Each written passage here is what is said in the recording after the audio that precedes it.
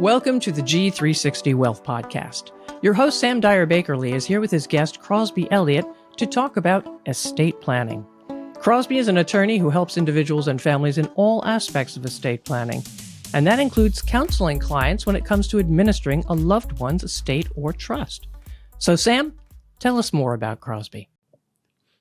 Crosby, welcome. Thanks so much for being on the podcast today. Before we get started, I want to thank you for all the great work you've done for our clients and all the great work you'll continue to do. Before we dive in, can you tell our listeners who you are and what estate planners do? Sure. So my name is Crosby Elliott. I'm an attorney at Dalton and Feingold. I'm a partner at the firm, and I also run our trust and estates practice. What estate planners do kind of in a nutshell is really just try to help people answer really important questions as either a part of their life or after they've passed away. During their life, it's really to help answer the question of who's going to step in and make decisions for them if they can't make decisions for themselves, whether it's financial decisions or healthcare decisions. And then I think kind of to try to boil it down as simply as possible, for afterlife decisions, it's who's inheriting from you and who are you putting in charge of administering your estate. That's fascinating. So let's walk through a real life example. Tell our listeners, if I'm a family, I've got a family of 4, 2 children, and I walk into your office and I come see Crosby. What am I going to walk out with if I have a $3 million or so net worth? I've got a home, I've got a 401k, I've got brokerage accounts. When I walk in, what's that process look like? Take me from start to finish, Crosby. What am I going to walk out with hopefully a few weeks, no, hopefully not, a few years later, what am I going to walk away with, when your clients respond to you in a timely manner? Yeah, we try to keep everything as efficient as possible. But generally what we're doing is we're steering away from a lot of plans that are based off of last wills and testaments. I think it's kind of like the general idea that everybody needs a will, and that idea is true, and that everybody needs documents that direct what happens to their assets when they pass away. But really, probate varies state by state, and the process for the probate varies state by state. And in states like Massachusetts, the probate process can become really arduous. It's completely public. The probate courts are overburdened. And so a lot of times we end up steering clients more away from plans that are just solely based off of last wills and testaments and plans that are more focused on trusts. Generally speaking, you can think of like a revocable trust as like almost a replacement to your last will and testament. So in those kind of scenarios, you still have a last will and testament. What it does is it names your revocable trust as the beneficiary. But the whole idea with the revocable trust is it will avoid probate. So typically what happens is we set up the revocable trust. We then try to move all of your assets into it. And whether that means making the trust the record owner of the asset, like if you think of real estate, bank accounts, brokerage accounts, things like that, or we make the trust the beneficiary in some sort of fashion. So it's really kind of dependent, but think of it simply as like tying life insurance policies. So making the trust the beneficiary to your life insurance policy, making the trust the beneficiary in one way, shape, or form to maybe a retirement account or some sort of asset that you would assign a beneficiary to. At the same time, we're putting together healthcare proxies, power of attorneys for you, advanced medical directives so that you can be specific to your healthcare proxy about what is important to you from a medical decision standpoint. We're also putting together very basic assignments of all your personal property so that we don't have to probate your furniture, jewelry, household goods, all that sort of stuff. If you have business interests, we're trying to tie that into your trust as well.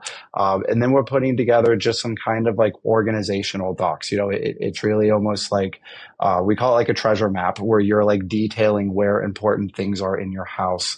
Who are the other important people that you work with? So the whole idea with all of this is that if something does happen to you, you've kind of teed everything up. So you said to whoever you're naming as your successor, here's all the documents, right? Here's all the people we work with. Here's all the banks, financial institutions, all the stuff that you need to talk to, so that we're really just trying to cut down on lag time and cut down on delays. If someone does pass away, we want the process to be as easy as possible.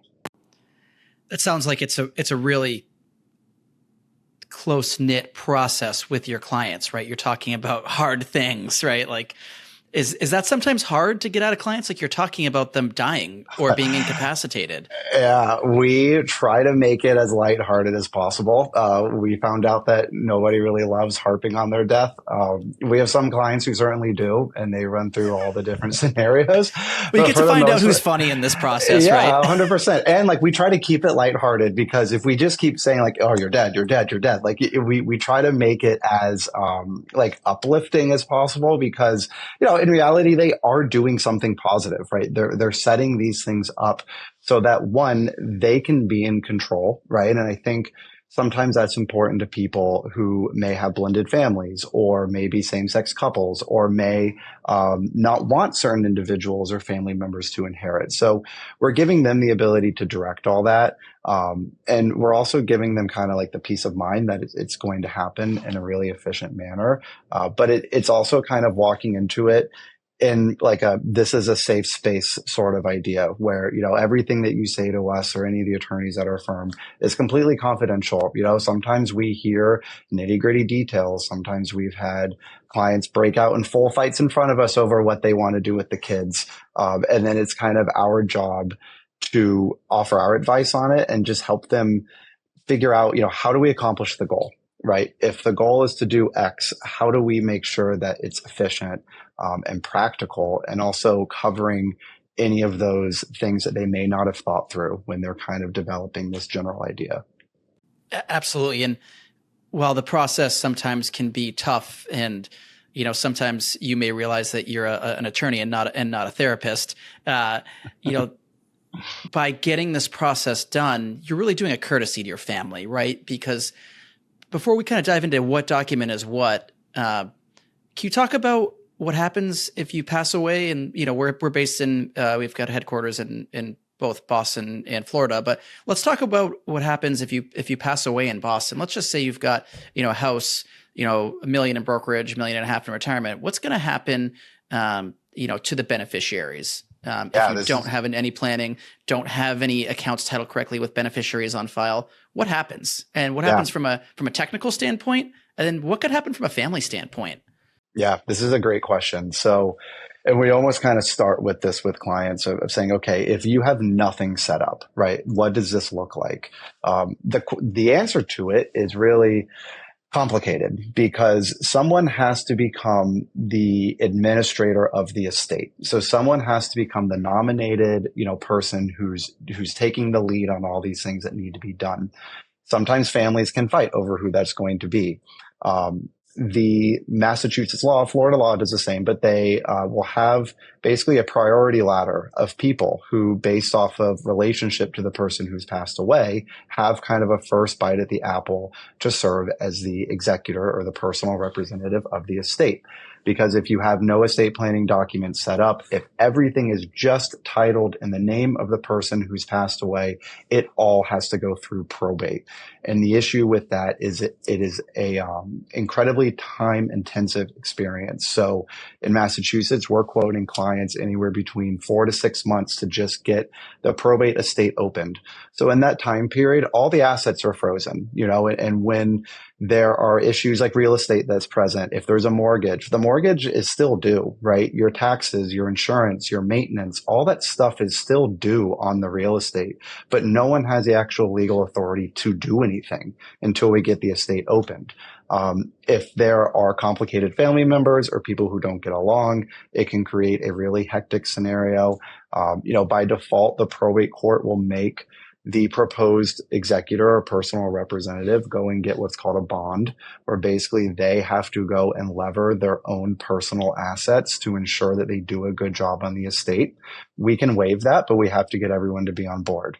So sometimes it's kind of like corralling all the cats and getting them all to line up and everyone to agree on a certain path forward. And even if that does happen, We are then pushing everything through the probate court system, which has to be open typically for at least about a year. We would have to get a license from the court to sell any sort of real estate. If there are minors involved, like minor beneficiaries, they're going to be looped into the probate court. We run the risk of having to get what's called a guardian ad litem appointed for that minor beneficiary. So that is a court appointed person who kind of steps in to manage and represent the minor beneficiary's interest. So it takes something, really, I think in a nutshell, it takes something that is traditionally thought of as very private and makes it just an incredibly public event. And it takes something that a lot of people don't want to spend months and years working through, and it forces them into it.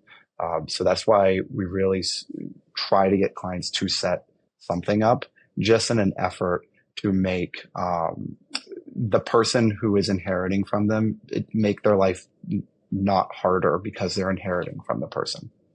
It almost thinks of that old game, like, what would you rather do than go through that process, right? I'm thinking of multiple root canals. Yes, 100%. And your nosy neighbor, Snoopy Sally's now going to know, this is how much money you had, and these probate filings are all public. So, going through that process, you're really setting up your family for success. And I'm sure you have many stories of highly functioning families that break down during this process, because what we see a lot of times is, mom and dad bought the, Fidelity Contra Fund back in 1988, and, it's returned 7,000%.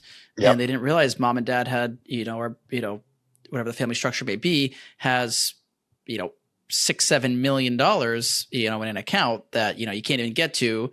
And before we get into the kind of structures, these financial institutions, they're not going to let you into these accounts, right? No. Can you talk about that? If you go into a Bank of America and say, hey, this is my mom's account, what are they going to tell you? Hit the road? Yeah.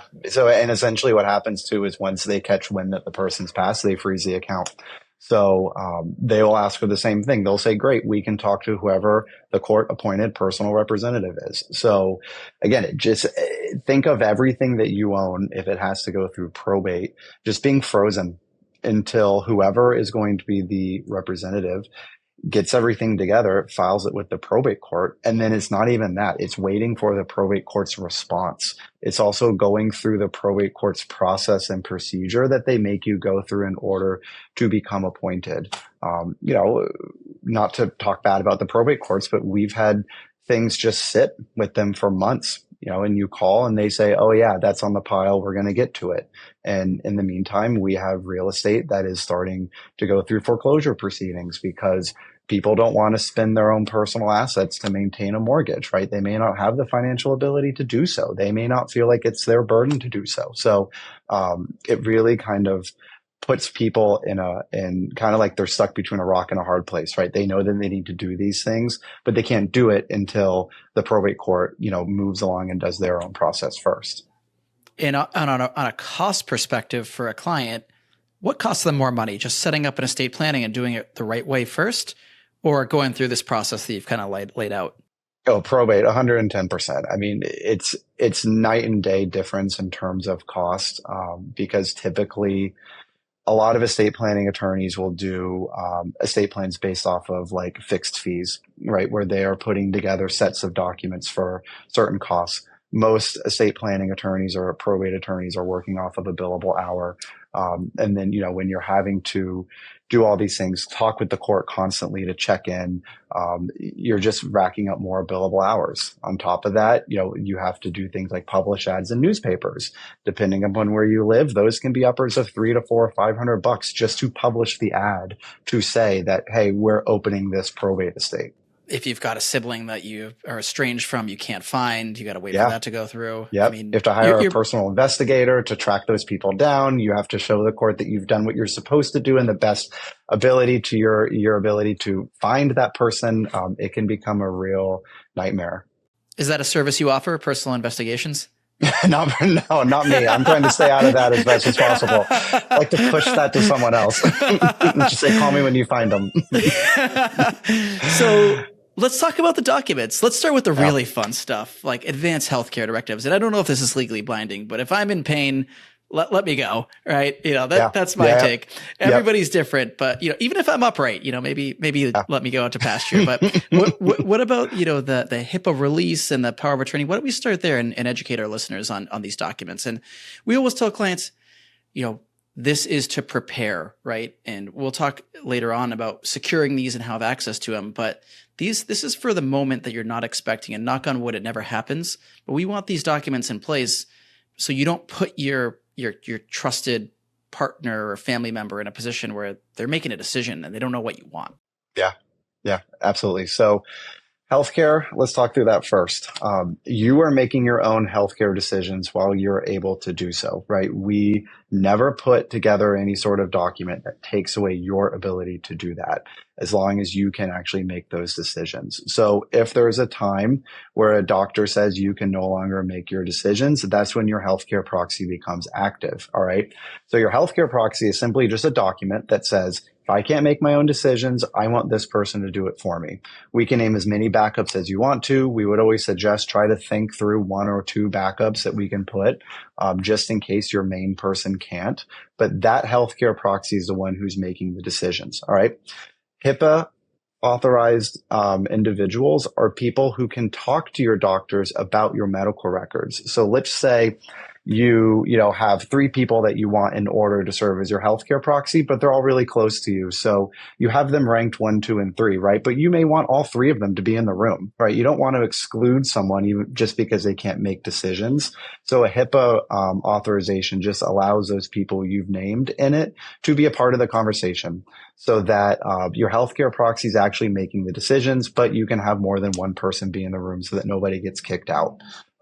Then your advanced medical directive, really the way that we put ours together is it runs through a bunch of different scenarios, and it gives you the ability to be specific. So it'll talk through some pretty in-depth stuff, but it says, okay, if this is happening to me, do I want these types of treatments? Do I not want these types of treatments? And on the very end of ours, we put just a lot of blank lines so that people can go through and write kind of their own personal thoughts to cover things that maybe we didn't. But the whole idea is it's meant to be guidance to your healthcare proxy about what's important to you. Because you have to remember, if the healthcare proxy is active, then you are not able to articulate your own decisions. So we basically want to give you the ability to do all of that while you're completely well, so that if it does ever happen, then your healthcare proxy knows exactly what you would or would not want done. And let's talk about the specifics. One healthcare proxy. As I fumble my mic here, I think I need a proxy for my podcast. Are we going one healthcare proxy, backup? I vote one at a time. We've definitely done scenarios where clients have wanted the risk you run is that they could disagree. And so we really push our clients to just try to pick one to serve at a time. Again, knowing that they can consult with whoever they want to about these decisions, right? But ultimately, we've nominated like the one person who's going to be the point person for the doctor or the healthcare provider. So we typically do one at a time, and we would always suggest, if you have backups, to name backups. We always kind of harp on to get away from appointments that you feel obligated to make, right?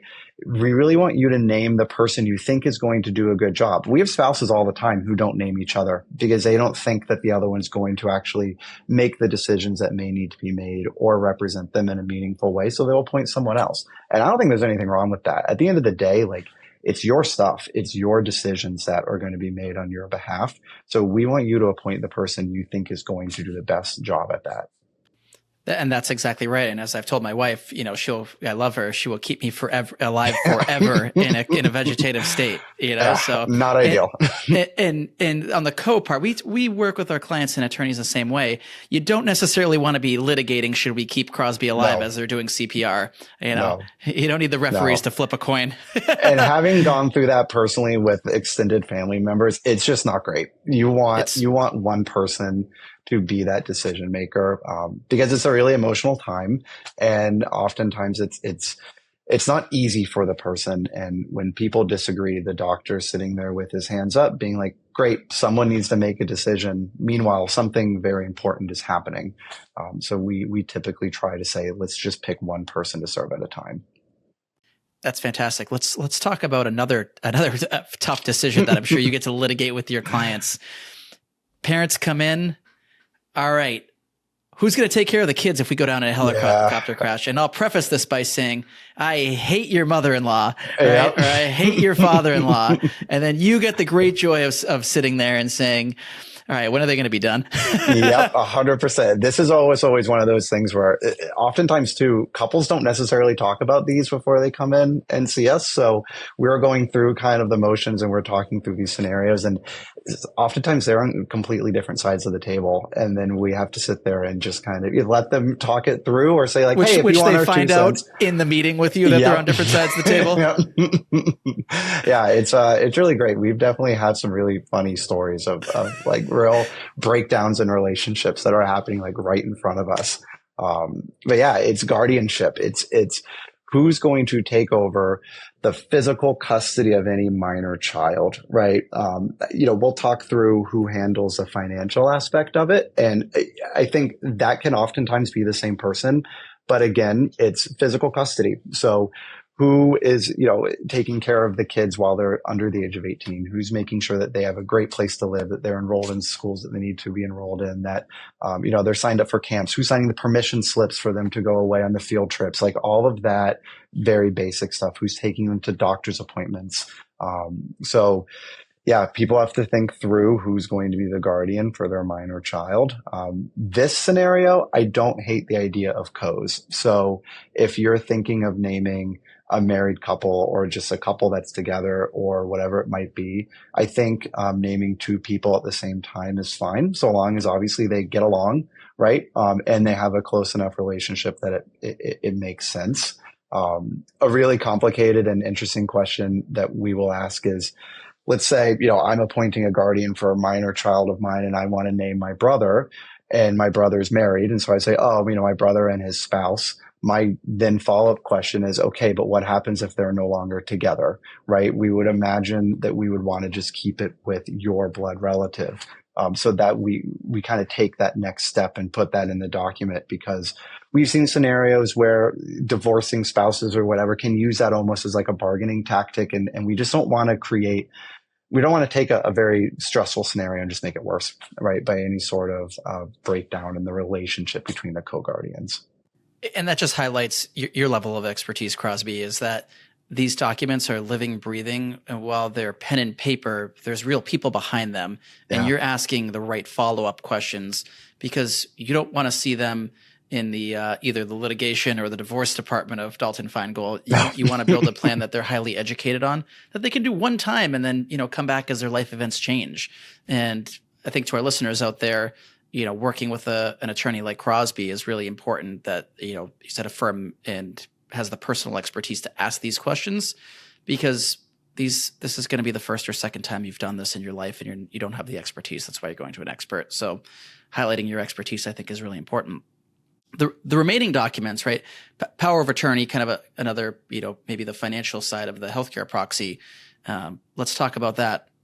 Yeah. So power of attorneys are someone who can basically step in your shoes and do anything for you on your behalf other than healthcare. I think that that's the really easy way to think about it. Practically, they can deal with banks, financial institutions.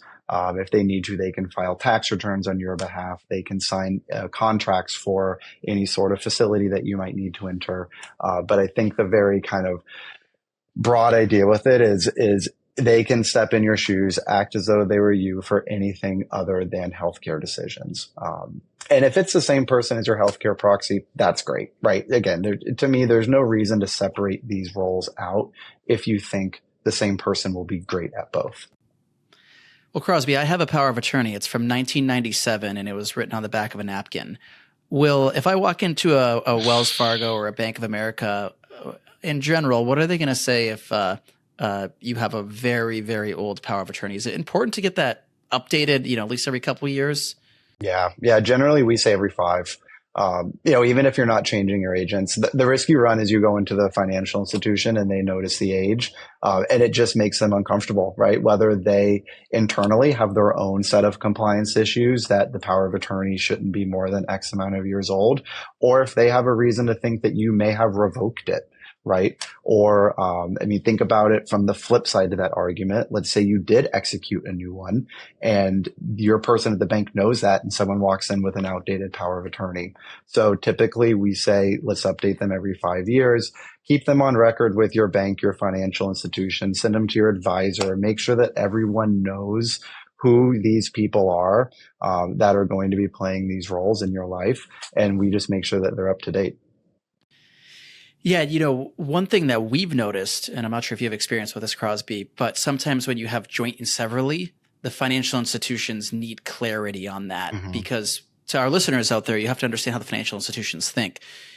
If Sam is walking in to a bank and I'm trying to make decisions on behalf of Crosby, well, they want to make sure that that's valid and real, because they have liability and they have a risk department. So could you talk to that about just making sure that, there's clarity in the power of attorney on who is the point person if there is a joint power of attorney? Yeah. So we will typically mull that out with the clients, right? So we can draft it either way. We can say, okay, they will both have to sign off on everything, or we can draft it as the signature of one is sufficient to bind the other. We've even put in tiebreakers. But again, that's just kind of where we try to defer back to the clients to say, let's just pick one. Right. So that we don't run these risks. We want, again, things to be as smooth, efficient, reasonable as possible. And so the easiest way to do that is to try to get rid of ambiguity. And the easiest way to do that is just have one person appointed. Right. So that one person can take control and that one person can act on your behalf. So now that we've covered the incapacity documents, do you crumble these documents up and you put them in the attic somewhere when where nobody can find them, or do you advise somebody work with their advisor and put them in a digital vault or keep them somewhere safe, share them? What's your process when somebody walks out of the office on the incapacity documents? Yeah, it's a good question. So they will have a set of originals. We will have a set of originals. We will send them executed PDF versions. So healthcare documents, especially, we advise clients to send them out to the people that are named in them. Send them to their advisors, make sure it's on file with their primary care. If they're going into a hospital for a planned procedure, make sure it's with them, right? Sometimes we've had clients tell us that they, similar to like a do not resuscitate order, they'll put it on their refrigerator, right? So that if an ambulance has to come and pick them up, they'll grab it then. So we really advise clients to push the healthcare proxies and the healthcare documents out to those people that are named in them. The power of attorney, honestly, it depends upon what the goal of the client is. So definitely keep them on store with advisors, with other professionals, banks, institutions. Oftentimes clients will ask, do we give it to the person we've named as our power of attorney? And I think this is kind of a nice little side note that the way we draft our power of attorneys is that they're effective immediately. So they're called durable power of attorneys. And so what that means is your power of attorney can act on your behalf, whether you are considered to be incapacitated or not. And the reason that we do that is we don't want to have to go through the process and the court procedure of having you declared incapacitated in order for the power of attorney to become effective, right? That's called a springing power of attorney. We don't typically prepare those because we're looking at it, again, from an efficiency standpoint and from a cost effectiveness standpoint. And if something's happened to me and I need my power of attorney to jump into action, I want them to go ahead and do it. I don't want them to have to deal with doctors to get incapacity determinations in front of a judge to have them rule on it. I want them to be able to do what they need to do. So typically what we tell clients in that regard is let your power of attorney know where it's kept in your house, right? Do they actually need the original immediately? Probably not. You might want to give it to them knowing that they could use it if they need it. But I always kind of defer to saying, hey, Sam, if something happens to me, all of our estate planning docs are in our bedroom closet. Go grab it. Crosby's name is written all over it. Talk to the attorney. Take the power of attorney out of there. The advisor's got a copy of it in case you need it. Just letting that person know that if something does happen, where everything is, I think that's a lot more important than making sure that they have the actual power of attorney in hand at all times. Got it. Yeah. And for our listeners out there, at Generation Capital, we take all those and put them in your e-money vaults, where your financials plan is held. So that way you can access them from your phone, your trusted contact can access them. Hopefully you don't need them, but you have to be in a place where they're readily available. To your point on the refrigerator, you never really like the DNR right next to this week's dinner menu. To the calendar. Well, let's get into the main event. My final educational topic that I want to talk about with you is the main event. It's the revocable trust. So we've kind of established that the will is just a testamentary document, and that still goes through probate. For our listeners out there, but let's talk about the how you'd set that up. As you mentioned, your will is going to say, put everything in my trust. So can you walk through who are the key folks, in a revocable trust, the grantor, the trustee, and the beneficiaries, and talk about how the trust works, and then, how long that process takes at Dalton and Feingold to deliver to a client. Yeah. So again, think of a revocable trust as almost like a replacement to what you would otherwise think of a last will and testament accomplishing, right? So your revocable trust is a scenario where you create it. You are typically the trustee, right? Meaning you're still in charge of the assets that you put inside of the trust. You're the beneficiary of the trust. So in plain English, you move your checking account into the Crosby trust. Crosby as trustee can go and spend whatever money Crosby wants to on himself, on anyone else, because it's still his, right? Banks, financial institutions, IRS, they don't look at this type of revocable trust as like a separate entity from the person who created it. For all intents and purposes, because they retain complete control of it, it's still theirs. The benefits to it are avoiding probate. That's a huge benefit. Also, a lot of times people, especially in states that have a state level estate tax, or if they're federally taxable, it will help either ensure that we're using both of their either state or federal estate tax exemptions to their highest ability, which oftentimes can completely eliminate for a lot of clients what otherwise would become a taxable estate, which we can talk through. And then really, how do we set up inheritances for your beneficiaries in a way that makes sense? So if you have any sort of concerns for your beneficiaries, whether it's age, spending habits, maturity, they may be in high risk professions. You may not love their spouse. You may have divorce concerns for them. You may have creditor concerns for them. Or you may just want to kind of earmark it to be spent on specific purposes, or ensure that it's there for like major life events. Like that's what the trust really affords the person who creates it. It gives them a ton of flexibility to be able to say, okay, this is who I want to inherit, but this is how I want it to happen, right? This is what we're trying to accomplish. So the main actors in those scenarios are your trustee, right? So you would be trustee while you're alive and well. Sometimes we will have families appoint like a co-trustee if they want help managing their assets. Sometimes this comes into play with older clients. If their child is helping them pay bills or do something like that, we can have the child on as a co-trustee with mom, dad, so that they can continue to help manage assets as they need to. But mom and dad are ultimately the beneficiaries of the trust while they're alive, right? Or I'm the beneficiary of my trust while I'm alive. And then after I pass away, it lists who will take over as successor trustee to me and who will inherit from me. In terms of inheriting, everyone is different. We have some clients who want to specify specific dollar amounts, or specify specific pieces of property or specific business assets to go to specific people. And then we have others who say, it's these three people, cut it a third, and just distribute equally between them. That's kind of where we lean on our clients to say, okay, what are you envisioning in terms of who's going to inherit? And then we help them kind of craft the plan so that it makes sense. Does that process sometimes take some time, right? You're making big life decisions. Maybe there's business interest. Maybe there's, family relics. How do you keep that process moving? Because, from our experience, sometimes it can get complicated. And, when things get complicated, clients tend to stall and, then they wind up with no estate plan. Yeah. Yeah. I think one thing that we try to remind everyone is in a revocable trust, it's amendable as time goes on. So I'm not advising clients to necessarily try to project out 30 years, right? I'm saying to them, let's try to cover the next 3 to 5 years. I think it's really important to kind of operate under the assumption that we're going to build in so much flexibility inside of these documents that if something does happen, it can always adapt. But I'd rather have the client have the knowledge that they can change it as time goes on, right? I'm 37 years old. My plan is not going to look like this when I'm in my late 50s, early 60s. My priorities are going to shift. My family life is going to shift. My circumstances are going to be different.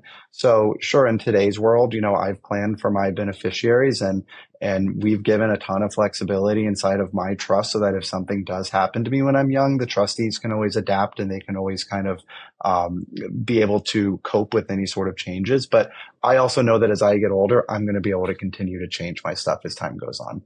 So I think it's just reminding them of that, right? Don't get down the rabbit hole of trying to project out, if little Johnny's 5 years old today, like we don't want to pretend like we know what the world is going to look like when he's 50, right? We want to be able to build in flexibility to adapt for it, but like we can't plan for every sort of contingency. And I just don't think it's advisable to do so because you can always change it as time goes on. It's always the hypotheticals that wind, the what ifs. Yep. And the final question on revocable trusts, is there any special Cayman Islands tax treatment or any penal tax treatment on a revocable trust? Are you getting a different EIN? How does that work? Yeah, typically no. So they're called grantor trusts. We always get this question too about like lawsuits, right? Clients are like, oh, if I heard if I have a trust, then it'll protect me from lawsuits. Revocable trusts, unfortunately, don't accomplish that. And that's okay because you're still in control of everything, right? And I think that that's kind of the point of the revocable trust. I mean, there are certainly irrevocable trusts, advanced stuff that we can do that does have a separate EIN that is, protected from creditors, kept outside of your state, all that sort of stuff. But almost always there's some sort of give up of control or access or whatever with that scenario. What revocable trusts really are is almost like having your cake and eating it too, right? Being able to still have access to all of your stuff, be able to spend what you want to spend, do what you want to do, buy what you want to buy, sell what you want to sell, but making sure that you're setting it up for whoever's going to inherit from you, that they're maximizing the amount of money that they're going to inherit or the amount of assets, right? Because we're minimizing taxes and we're doing it in a way that's keeping it efficient, but also protected for whoever your beneficiaries are. Yeah, I've noticed a lot of amongst our G2 and G3 clients that they're getting a lot of financial advice off TikTok and Instagram, and you've kind of hit the nail on the head. There is no free lunch in any tax or estate planning, and we will certainly have you back to talk about. Pick your acronym: GRAT, SLATs, CRUTs, CUPERTs. We'll cover it all, and we'll cover the trust taxation rate and all that fun stuff that our listeners are probably laying in bed and looking at those tax rates and wondering when Sam and Crosby are gonna get the next episode out. But thank you. I think this has been so helpful, and I think this is going to be a great resource for anybody out there who wants to learn the basics of estate planning and perhaps save you a meeting. We could send this, they could come into your office and be ready to go. But as we finish every podcast, Crosby, how does somebody get a hold of you? If they're listening to this episode and they say, you know what, my estate plan is 15 years old, or I don't have one. How does somebody get a hold of you? Who's Dalton Feingold? And tell us about how somebody can reach you and start to finish what that process looks like and any of the other services that your firm offers to folks out there. Yeah, absolutely. And I love a plug.